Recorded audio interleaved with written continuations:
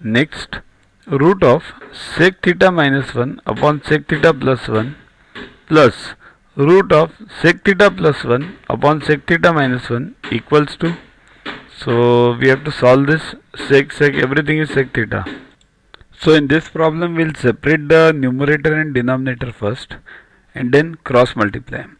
So LHS equals to sec theta minus 1 the whole square. Why whole square? Because denominator into numerator and then square root. Similarly here also upon denominator as it is, right? Sec theta plus 1 sec theta minus 1.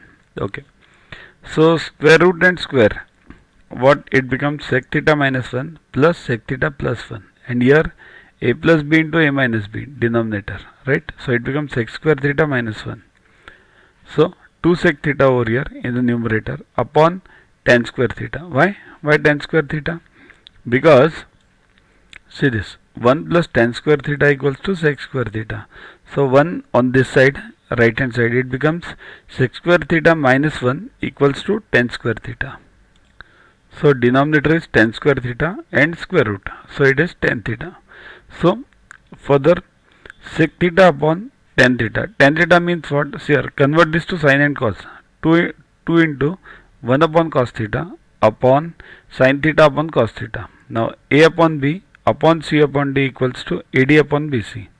So it becomes 2 into this cos theta gone and sin theta below. So 2 cosec theta, that's the required answer.